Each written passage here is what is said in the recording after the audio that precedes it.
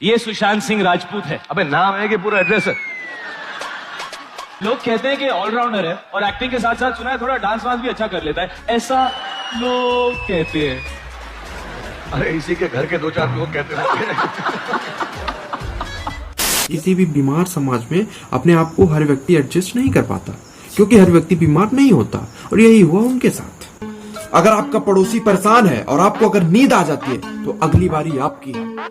कोई बॉलीवुड गॉसिप करने नहीं आया हूँ, साइकोलॉजिकल फैक्ट प्रूफ के साथ बताने वाला हूँ आज आपको। आपका बहुत बहुत स्वागत है। मेरा नाम हिमांशु तिवारी है और आज मैं जिस पॉइंट पे बात करने वाला हूँ वो साइकोलॉजी पॉइंट ऑफ व्यू से बहुत इंपॉर्टेंट है, मुझे ऐसा लगता है, और वो सोशल इशू भी है। क्योंकि जब से 34 साल के हमारे फेवरेट एक्टर सुशांत सिंह राजपूत ने आत्महत्या की है, तो सबके अंदर एक अजीब प्रकार की सब सवाल उठ रहे हैं कि क्यों उन्होंने आत्महत्या की, क्या ऐसा केस हुआ। बॉलीवुड पे कई सारे सवाल उठाए जा रहे हैं। मैंने जब कंगना रनावत का जो 2 मिनट का वीडियो देखा मैंने, तब मेरे को समझ में आया कि सच में ऐसा हो सकता है, क्योंकि किसी को फोर्स किया जाए कि वो सुसाइड कर ले। ऐसा कई सारे लोग जो श्रद्धांजलि दे रहे हैं वो इसलिए दे रहे हैं क्योंकि उन्हें ये लगता है कि वो एक मनोरोगी था, उसे मदद मांगनी चाहिए। उसने मदद नहीं मांगी इसलिए उसको मदद नहीं मिल पाई, मतलब कि दोष हम उसी को दे रहे हैं। कई सारे लोग तो आपको ऐसे मिल जाएंगे जो ये बोलेंगे कि 2020 ही बहुत बेकार है, बहुत षड्यंत्रकारी है। क्यों? क्योंकि इसमें कई सारे लोग की जान जा रही है, ना पता कितने लोग ये निकल जाएगा, क्या क्या ये पैंडेमिक लाएगा। हम कभी साल को दोष देते हैं, कभी उस आदमी को दोष देते हैं जो कमजोर था, लेकिन हम कभी अपने तौर तरीकों पर नहीं दोष देते। हम ये नहीं सोचते कि हमारे जो काम है, क्या पता उसके कारण बुद्धिजीवी लोगों को भी आत्महत्या करना पड़े। इस वीडियो को बनाने का ध्येय यही है, ऑब्जेक्टिव यही है, क्योंकि जिस व्यक्ति ने सुसाइड किया है, he is a well intellect person.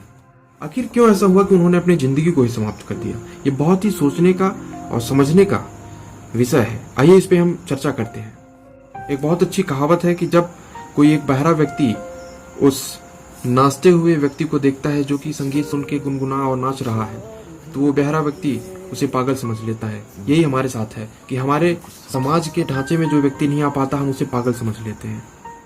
तो मुझे ये जान के बहुत आश्चर्य हुआ जब मैं सुशांत सिंह राजपूत के इंस्टा में पूरी तरह से डूबा, तो उन्होंने वैदिक मंत्रा को रिसाइट किया था। उनके 50 ड्रीम थे, जिसमें से वो कई सारे ड्रीम तो कंप्लीट भी कर लिए थे और कई सारों को करना चाहते थे। उसमें से एक ये था कि विवेकानंद की जीवनी पे वो एक फिल्म बनाना चाहते थे। वो 10 प्रकार के डांस के फॉर्म सीखना चाहते थे और कई सारी चीजें। वो आध्यात्मिक चिंतक थे, वो बहुत ही बुद्धिमान व्यक्ति थे, और न जाने ऐसा क्या हुआ कि ऐसे लोगों को ये निर्णय लेना पड़ा। वो मानसिक रूप से उनका जो स्तर था वो उठा हुआ था, और वो जिस समाज में थे बॉलीवुड के, वहां ऐसे लोग कम पाए जाते हैं। क्लियर? उन्होंने खुद ये बोला था कि पार्टीज वगैरह में उन्हें कम बुलाया जाता है। क्यों बुलाया जाए उन्हें? भाई वो जिस इंडस्ट्री में है वहां ऊपरी चमड़ी के बल पे फिल्में चलती हैं, पैसा कमाते हैं, उसी के दम पे बिजनेस खड़ा कर रहे हैं लोग।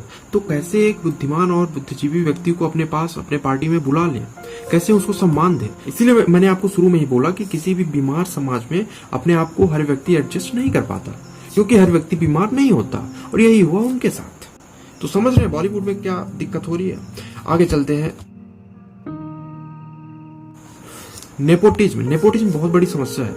नेपोटिज्म मतलब कि न केवल बॉलीवुड में बल्कि हर जगह हम चाहते हैं कि अगर कोई बिजनेस चल रहा है तो उसमें बाप का जो हक है वो लड़के पे आए, भले वो इतना होशियार ना हो, इतना समझदार ना हो, राजा का बेटा राजा बने, या फिर जो भी। आज खान परिवार, कपूर परिवार, इनका बोलबाला है, और नए लोगों को वहां आप आके स्थित होने में बहुत मेहनत करनी पड़ेगी।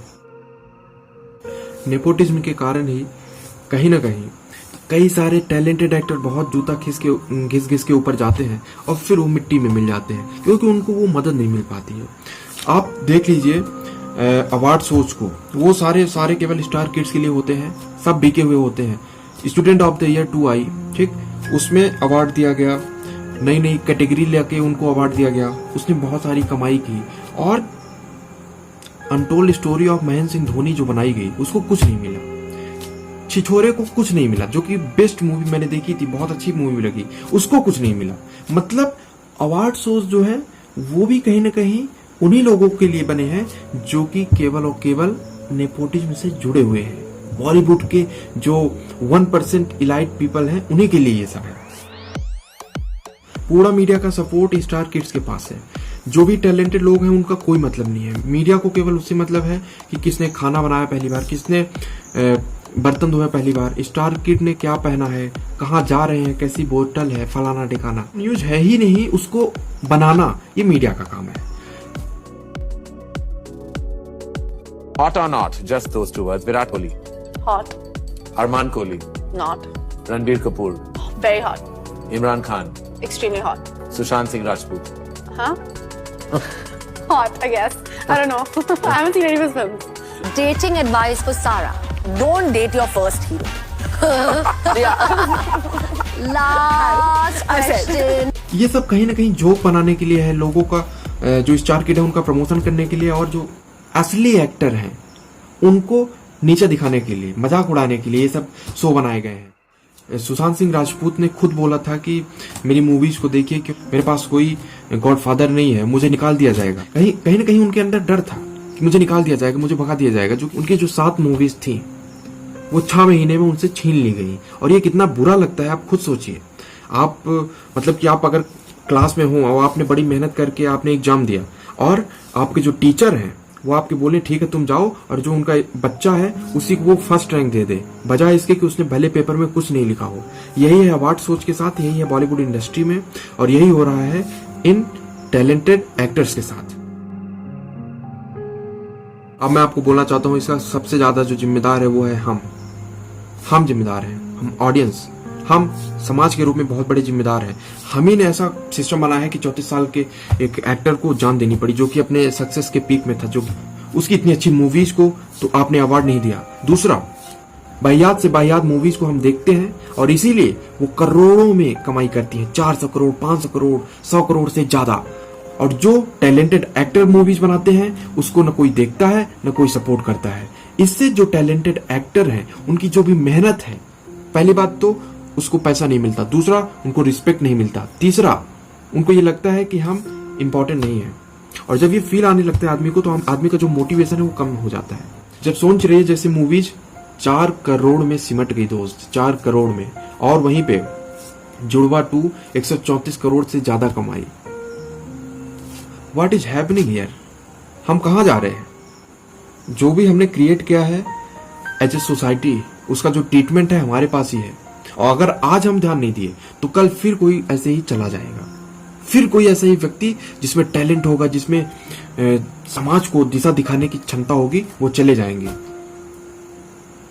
क्योंकि वो एक्सेप्ट नहीं कर सकते हैं उस समाज की उस वाहियात हरकतों को जो कि हो रही है। एट लास्ट मैं आपको बोलना चाहता हूँ, सारी जिम्मेदारी आप पे है। आपको ये देखना है कि मुझे कौन से एक्टर को देखना है, कौन से एक्टर को नहीं देखना है, कौन सी फिल्म देखना है, कौन सी फिल्म नहीं देखना है, किस एक्टर को या डायरेक्टर को सपोर्ट करना है, किसको अनफॉलो करना है। अगर आप आज अभी ये बात तय कर लें कि आज के बाद मैं ऐसे व्यक्ति को फॉलो नहीं करूंगा जो कि नेपोटिज्म या फिर ऐसे कल्चर को मार रहा है जिसमें कि हम एक दूसरे की आगे बढ़ के मदद करें, तो उसे आप बिल्कुल छोड़ दें। यहाँ पे मैं बीबी की वाइन्स भुवन बाम एक जो पोस्ट है वो भी मुझे बहुत अच्छा लगा, क्योंकि जब कोई विद्वान व्यक्ति, कोई समझदार व्यक्ति हमें छोड़ के जाता है तो हमें केवल उस पर गॉसिप नहीं करनी चाहिए, हमें कुछ उससे सीख लेनी चाहिए, जो कि मैंने कोशिश की है कि मैं खुद भी सीखूं और हो सके तो आपको भी कुछ दे सकूं। और इस कोशिश को अगर आप किसी के साथ शेयर करें तो बहुत ही लाभदायक होगा। वीडियो को लाइक करें, सब्सक्राइब करके बेल आइकन दबाना मत भूलिए, वरना ऐसे वीडियो मिस हो जाएंगे। वीडियो देखने के लिए आप सबका दिल से बहुत बहुत धन्यवाद।